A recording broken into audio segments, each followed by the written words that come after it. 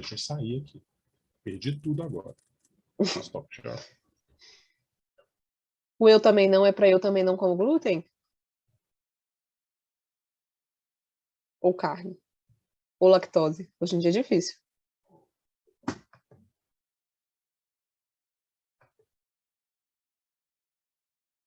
Mas e aí, gente, oi de novo. Ei, Amanda, só a Amanda que me viu ontem.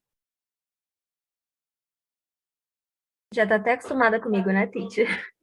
Não, sim. Eu nem sei mais o que eu faço sem suas histórias durante a semana. Semana que vem tem mais fofoca, porque eu tomei minha segunda vacina. Estou planejando lamber até o chão. Aí sim, tem que lamber a mesa de bar, lamber o chão, lamber tudo que der pra lamber, né? Eu tomei vacina Aí também, por isso também que eu já é passei demais. mal. Ou não, né, Amanda? Do jeito que você tá aí, né?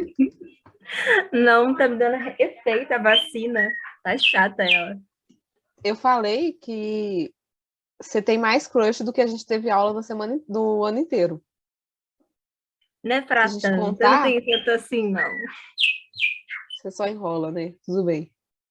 Só enrolo. Deixa eu pôr o chat aqui. Pronto. Mas aí, ó. Quem tem passarinho aí? É você, Amanda? Que barulho gostoso.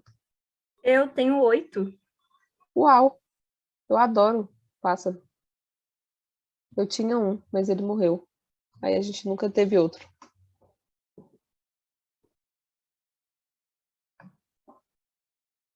Tá, ó. Essa semana eu vou terminar essa parte toda aí de evolução, essas coisas. E aí, para finalizar, falta só seleção natural. Que a gente já viu, mas tem umas coisas mais específicas. Por exemplo, aqui está falando da seleção natural no geral, que, segundo Darwin, todos os organismos lutam pela sobrevivência na natureza. E aí, a partir do meio, aqueles que são mais aptos ou adaptados, ou seja, o que tem as características melhores para sobreviver naquele meio e se reproduzir e gerar descendentes que vão sobreviver, tem mais chance de sobrevivência, né? E aí, aqui, consequentemente, eles irão gerar mais descendentes, que é aquilo que eu já falei. Se você tem características favoráveis para você sobreviver no ambiente, você provavelmente vai gerar descendentes, porque isso que é o objetivo na natureza, é gerar descendentes, passar seus genes, prosperar assim sua linhagem. E aí tem alguns fatores que influenciam a seleção no geral, que é a disponibilidade de alimento.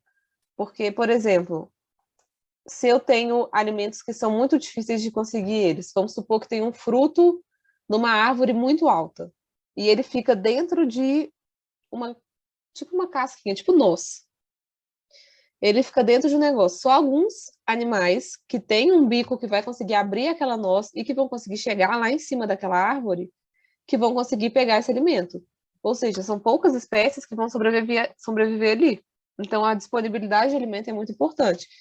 Porque se eu tenho pouco alimento também, os animais vão acabar que vão competir entre si. E aí, só os animais que conseguirem sobreviver e ganhar essa competição que vão conseguir sobreviver e gerar descendentes. Que entra também no 2, né, na disputa por recursos.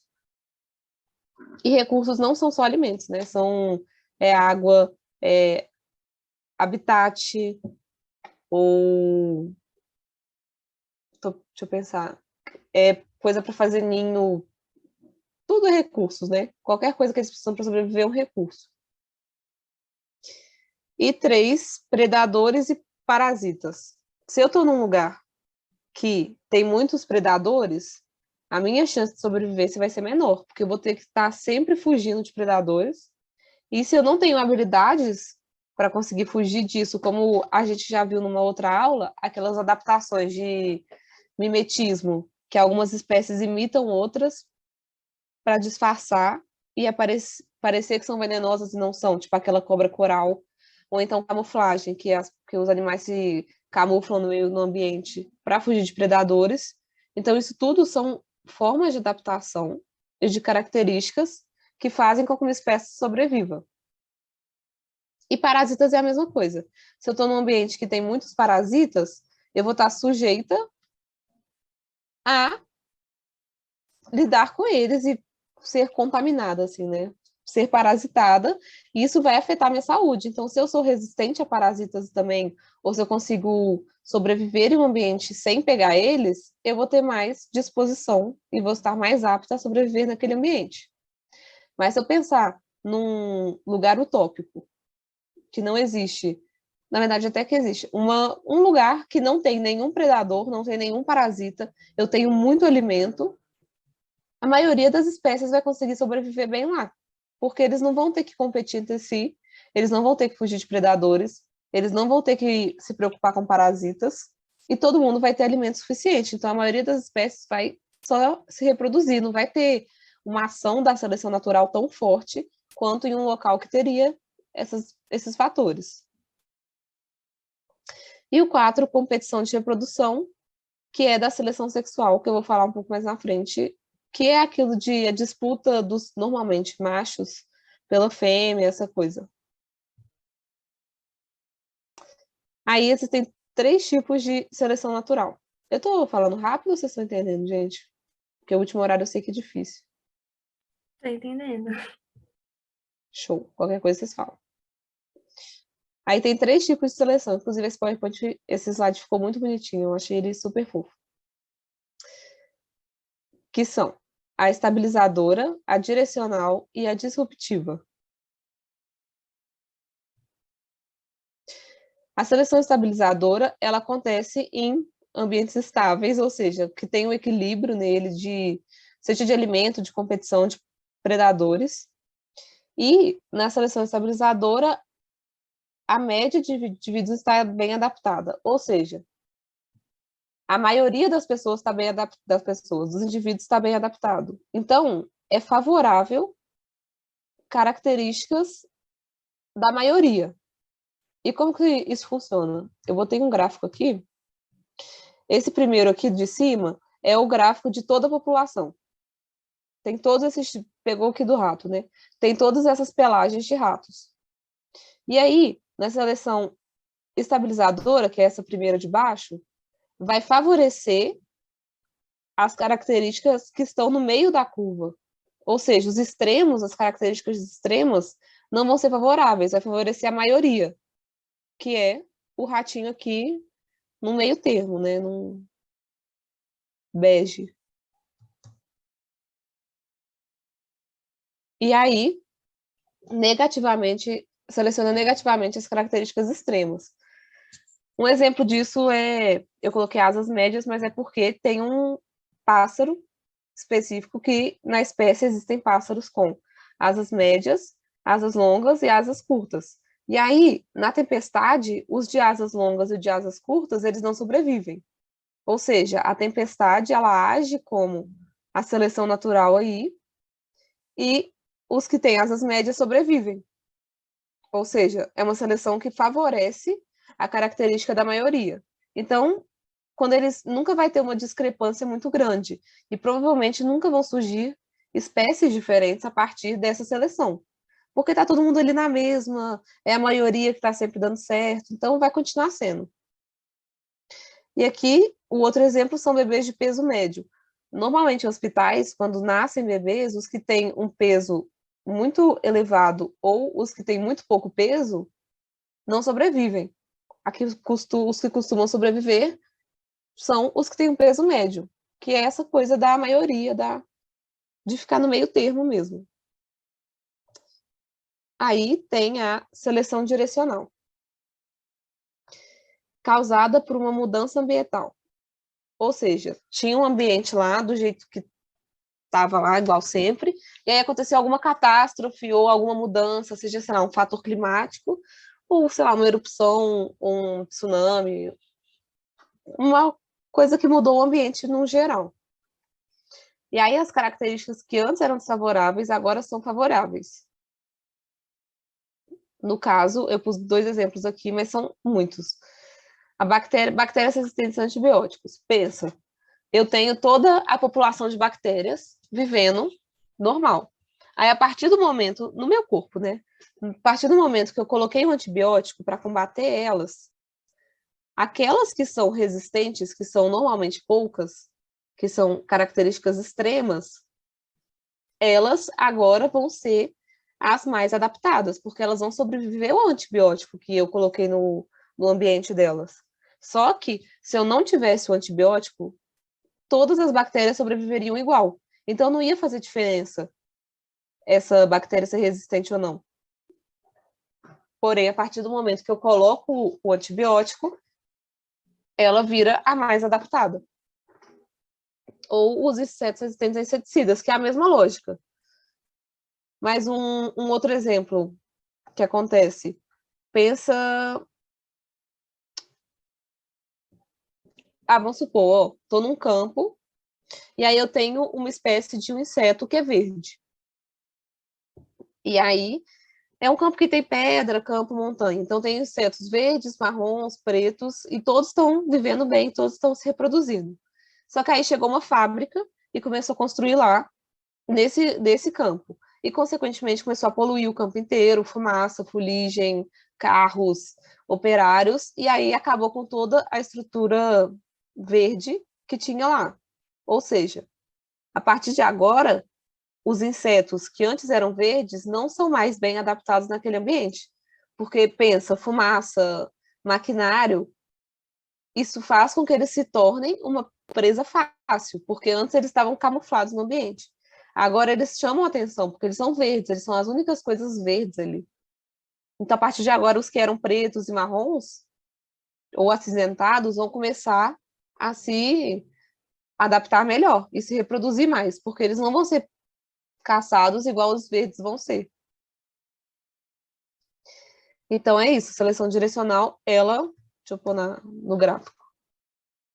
Ela seleciona um dos extremos e que antes ele não era o mais importante naquele meio, devido a uma alteração climática, ambiental, né? Pode ser climático ou não. Aí aqui, ó, tá mostrando que agora tá selecionado. Vocês conseguem ver uma bolinha verde que tem no meu mouse ou só eu tô vendo ela? Consigo ver a bolinha. Ah, tá.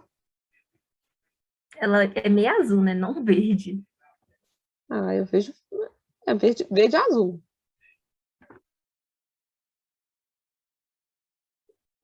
E aí, é porque eu achei que era igual aquele do Zoom, que tem um pontinho vermelho, que aí eu tenho que ligar ele. Eu achei que não dava pra ver. Mas, enfim. Aí, ó. Aqui tá mostrando que vai selecionar os extremos, que são agora as características que são favoráveis para aquele meio.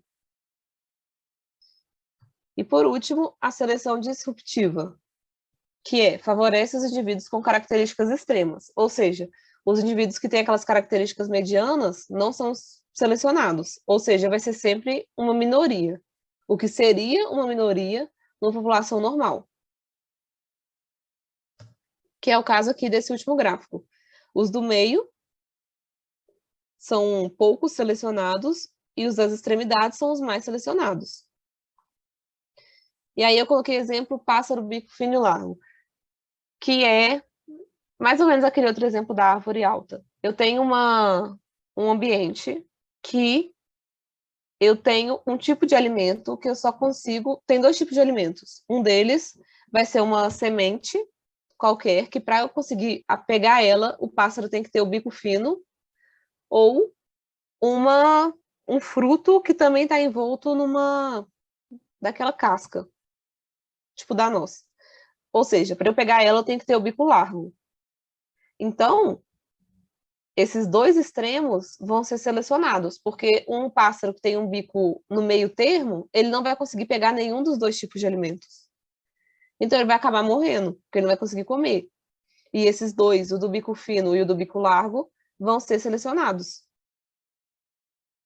Aí, acredita-se que foi um do primeiro passo para o surgimento de novas espécies. Por quê? Pensa, né, no exemplo do pássaro mesmo. Eu tenho essa espécie que tem o bico largo, o bico fino e o bico médio. E uma população normal seria esse gráfico primeiro, que é a população original, que mostra todas as populações. a população, tipo, de todos os indivíduos no geral. O do bico largo vai ser o ratinho marrom e o do bico fino vai ser o ratinho branco. E aí, esses daqui, o do meio, começaram a morrer, porque eles não estavam conseguindo ter alimento nenhum. Todos eles começaram a morrer.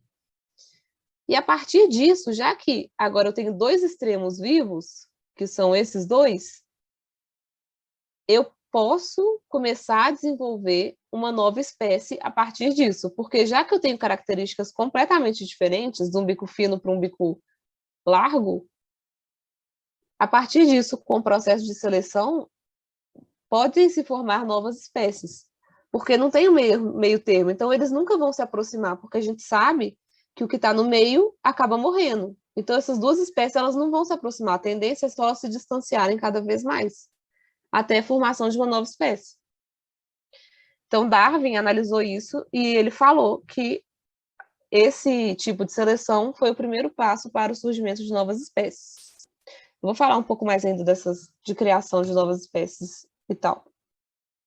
Aí, seleção sexual, que é o que eu falei naquele outro slide de competição, é outro tipo de seleção, mas não entra nesses gráficos aqui.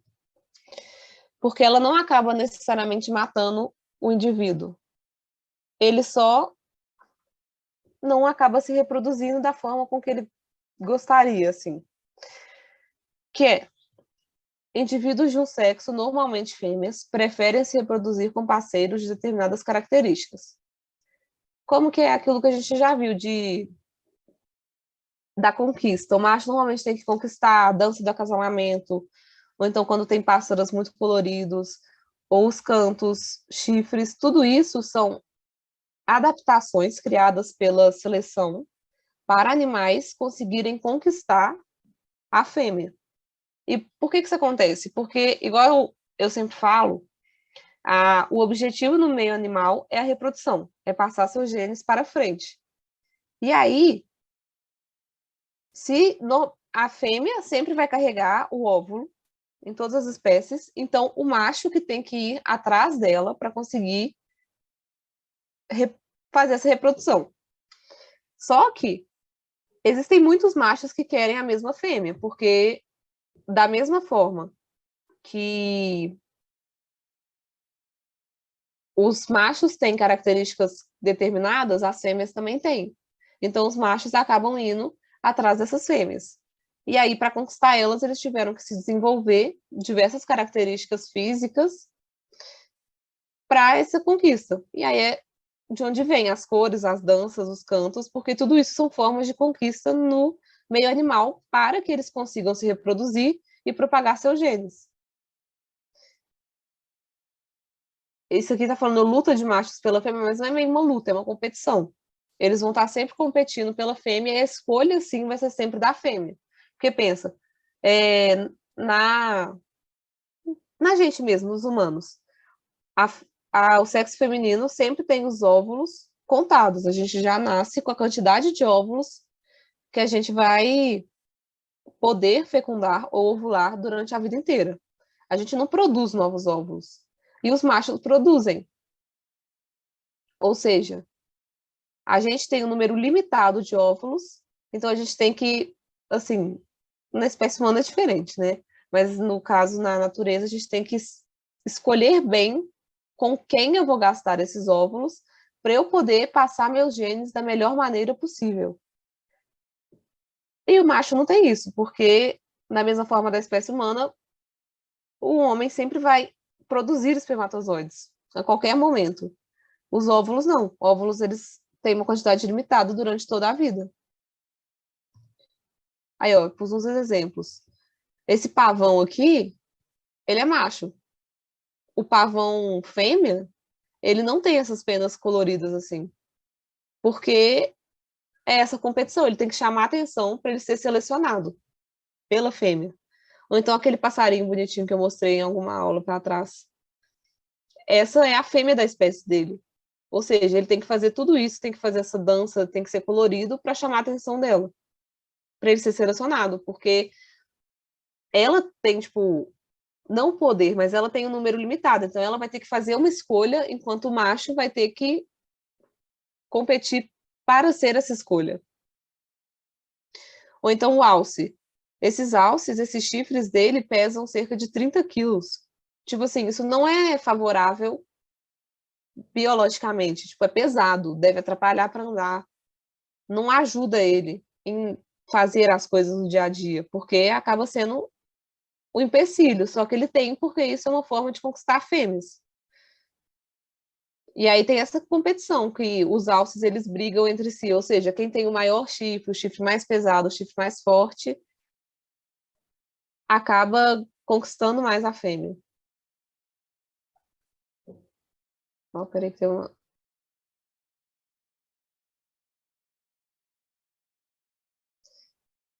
Pois é, não é. É só o macho. A fêmea não tem.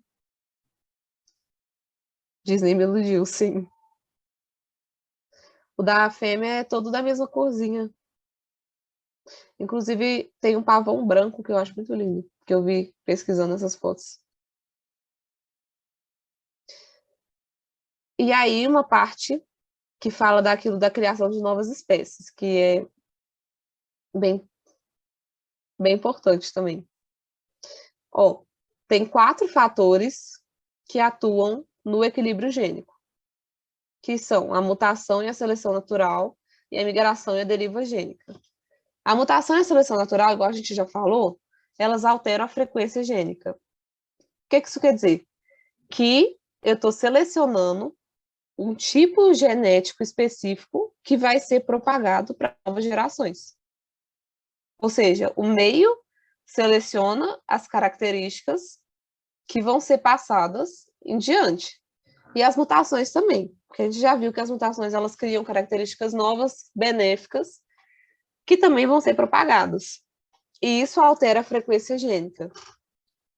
Não altera no sentido de uma grande alteração, isso é uma coisa que demora muitos e muitos anos, é um processo muito longo. Mas pensa, eu estou num meio ambiente que antes, deixa eu pensar, sobreviviam bem animais com pelos e sem pelos.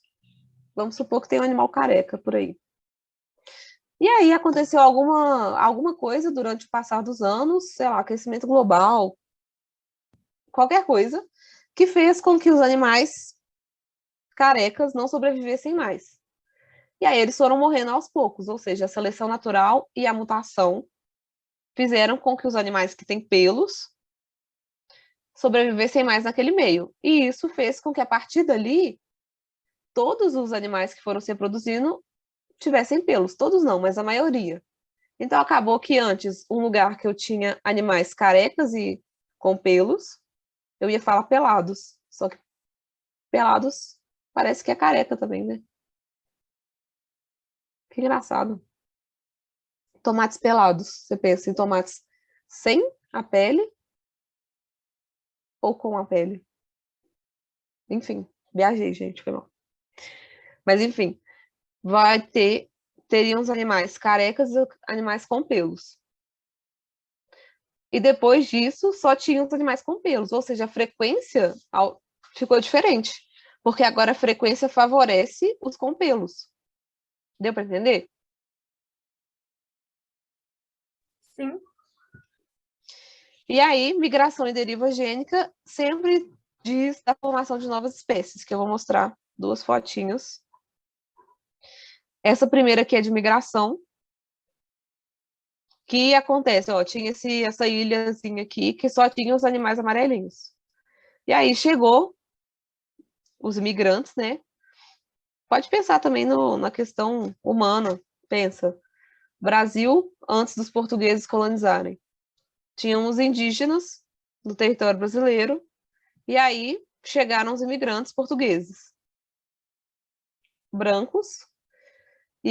E aí, a partir disso, tem 2 cores aqui, então eu vou colocar, vamos pensar no contexto da escravidão já. Então chegaram imigrantes africanos e europeus. E aí, a partir disso, mudou a deriva, a concentração gênica, porque antes só tinham os indígenas, e agora eu tenho 3 tipos diferentes de etnias.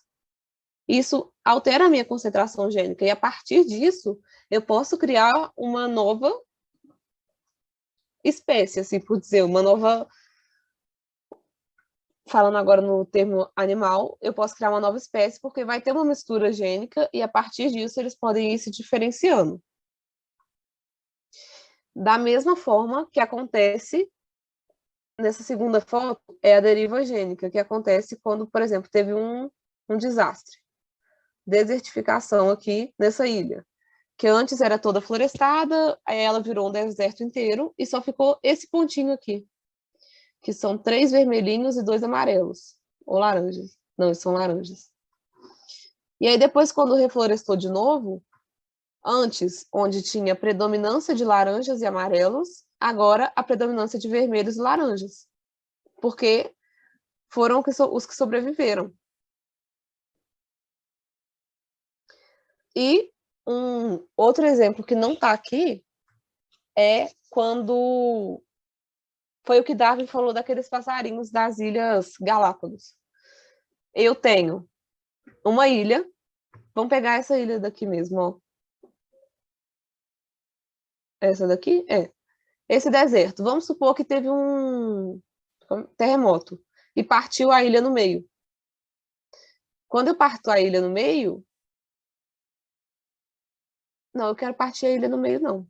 Eu quero partir um pedaço só da ilha. Vou partir essa partezinha aqui que tá só com os amarelos e com os laranjas. E aí essa parte se separou do resto da ilha. Ou seja, o resto da ilha se desenvolveu do jeito que estava, e esses animais daqui, eles começaram a se reproduzir só o amarelo e o laranja. Ou seja, não existe mais o vermelho nessa região. E já que não existe mais o vermelho, vamos supor de novo que nessa ilhazinha aqui dos amarelos e dos laranjas aconteceu uma catástrofe ambiental de novo. E aí, começou um processo de especiação, que é essas espécies estão sendo selecionadas e se tornando outras espécies. Ou seja, cada vez mais ela está se afastando da espécie original que estava nessa ilha grande, porque está formando outra espécie. E nas Ilhas Galápagos, quando Darwin fala dos passarinhos, dos tentilhões, ele pega uma ilha que se dividiu em várias outras, e cada uma dessas ilhas tinha uma espécie diferente da espécie original, porque cada uma das ilhas tinha um nicho diferente, tinha uma adaptação diferente, tinha um clima diferente, tinha uma vegetação diferente, tinha predadores diferentes. Ou seja, a demanda de cada ilha para a sobrevivência daquele animal era diferente. Então, acabou que eles foram se separando evolutivamente, foram virando espécies novas. A partir disso, a partir de uma separação geográfica, novas espécies foram surgindo. Deu para entender isso? Sim. Ó, deixa eu só ver se eu acho uma fotinho. Mas se eu conseguir marcar.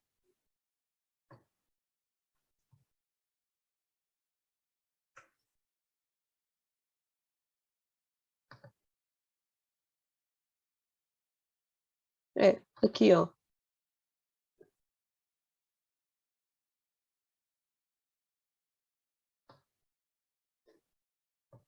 Não, eu não gosto de besouros. Tá, tudo bem.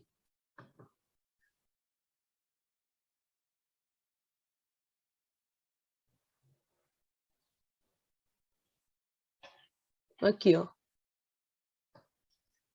Eu tinha todos esses besouros marrons, vários tons de marrons. Aí eu coloquei uma separação geográfica neles, que é essa linha azul, que independente do que seja, eu separei os dois.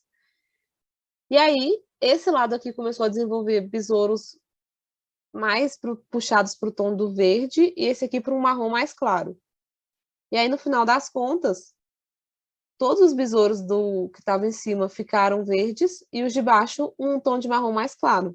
Ou seja, são espécies diferentes, originadas de uma espécie única, e essa especiação ocorreu por conta dessa separação geográfica.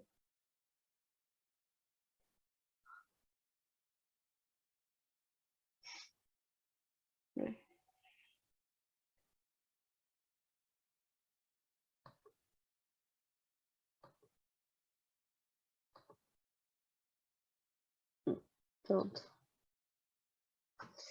Mas aí é isso, essas são as principais partes da seleção natural, e sempre pensando em seleção natural, a gente sempre tem que pensar também em adaptação. Deixa eu mostrar o pavão fêmea com as penas abertas.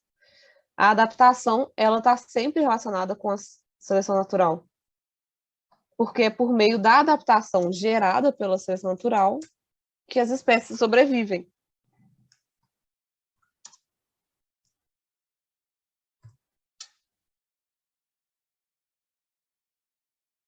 Não, esse aqui é o macho. Olha o branco que eu falei. Muito lindo.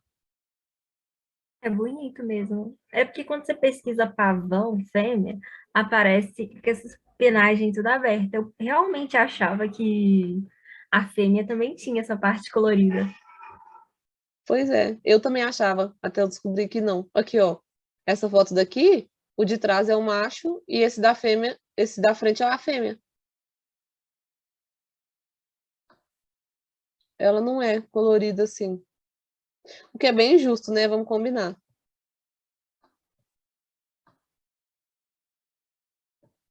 Até em Barbie, o pavão fêmea, ele tinha, era fêmea e tinha a pelagem assim, toda colorida, bonitinha. Aham. Eu amo os filmes Barbie, é um conceito.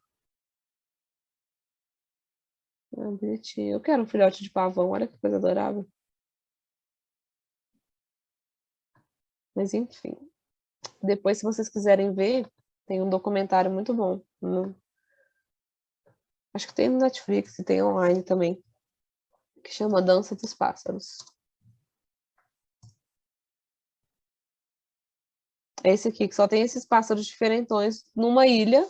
Essa ilha, inclusive, desse pássaro, aquele azul esquisito, é uma ilha que não tem, que é um ambiente ideal. Não tem parasitas, não tem predadores, tem alimento para todo mundo. Ou seja, a única seleção de fato é a seleção sexual. Que é por isso que eles são coloridinhos assim. Esse aqui é um vermelhinho também. Acho que ele chama, sei lá o que, do fogo. Esse aqui é meu favorito. Esse aqui é de longe o que eu mais gosto. Olha isso, que legal. Sério.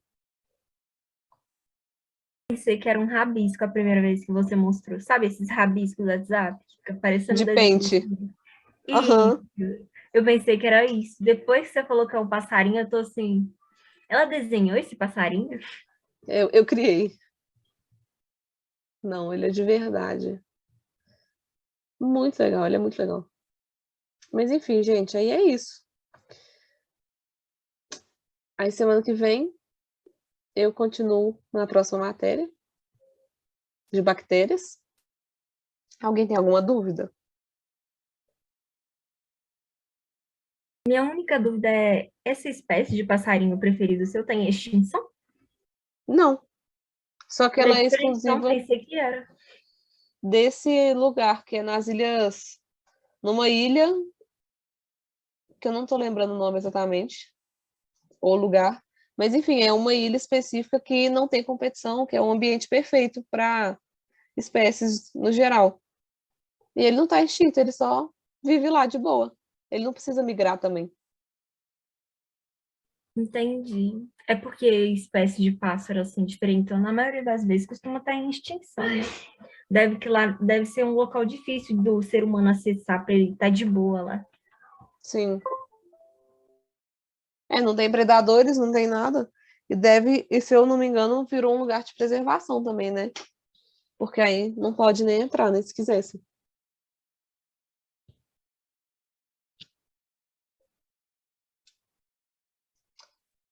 Mas aí, é isso, gente. Boa noite para vocês. Eu não sei de onde veio essa história do churrasco de abobrinha, mas por mim, tá tudo certo. Eu vou. E eu levo pão de alho escondido. Nem pelo pão de alho, Amanda? Quem não gosta de pão de alho? Eu gosto, mas vai ter só o pão de alho? Só o pão de alho é sacanagem. Uai, é vegano. Ah, não, só isso é sacanagem. Tem que ter mais coisa, um bolinho. Vai ter bolo? Vai fazer um Bolo. brigadeiro vegano. Bolo Pelo de brigadeiro cenoura. vegano eu vou. Não, mas aí vai ter que juntar coisa vegana com intolerante à lactose e sem glúten. Vai ficar difícil. Vai ficar difícil mesmo, por isso que eu tô falando. Vou mandar o Rafael organizar isso. Ele que se vire. Ele que pôs a ideia. Mas então tá, gente. Beijo. Boa noite. Até semana que vem. Bom final de semana para vocês. Beijo, obrigada. Obrigada para você também.